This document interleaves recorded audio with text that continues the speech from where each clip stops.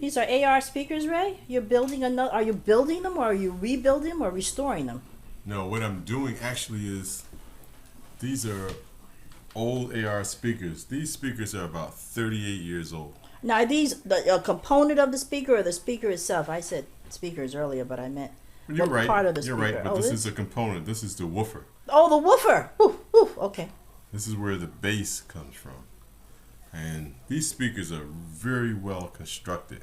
And they were made in the United States. You look in the back of the speaker, you see made in the USA. Whoa. And you notice there's the mesh screen around the back. Mm-hmm.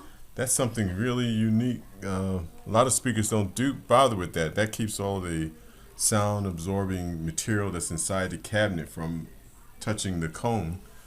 And these speakers are very old. They were still actually playing, but they're cracking around the surround.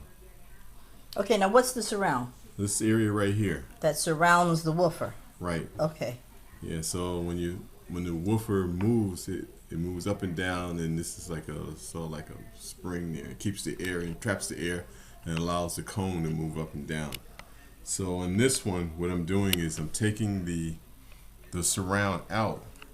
So I took it away from the cone itself, and now I'm taking a chisel so that I can scrape all of the remaining material away from the metal. So this has to be, I want it to be nice and smooth so that when I put the new surround, it has a nice gluing surface to glue to. So that's what I'm doing right now. Then I'm going to take away this cap right here in the middle, and I'm going to put some shims in there so that when the cone moves up and down, it doesn't touch inside. Are the shims more like air what do you call those things in cars? You know, those No, that's shocks. shocks. No, Okay. they're little shims. I'll show you in the next video. Okay. Well, thank you. This is the speaker taken out of the cabinet of the AR3AX speaker. This is the surround. You can see how the surround has marks on it that it's been checked, so it needs to be replaced. This is the surround on the right that has it's clean, the rim is clean and is getting ready. This is the rim that's been cleaned, and also in the middle you can see where it began to take the dust cap out. Now I'm taking the dust cap out, peeling it out from the middle to the edge so that not to disturb anything. Now you can see the inside of the area that needs the shims, and the shims will go in next. Here I will carefully place the shims so there won't be any rubbing of the woofer as it moves up and down. So here, this is not an AR speaker, but it shows how everything when it's glued and clamped together, how I clamp it around with clips.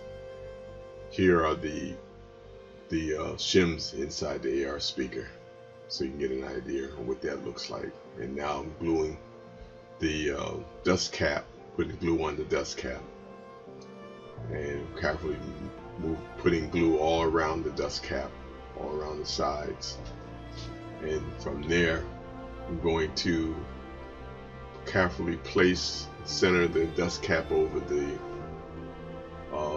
opening here. So now it doesn't matter if the dust cap is a little bit larger than the opening. This purpose is to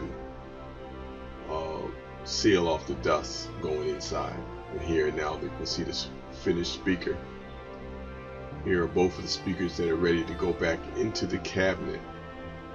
And so here's the old speaker getting ready to be placed back into the cabinet. I hope this has been helpful for you.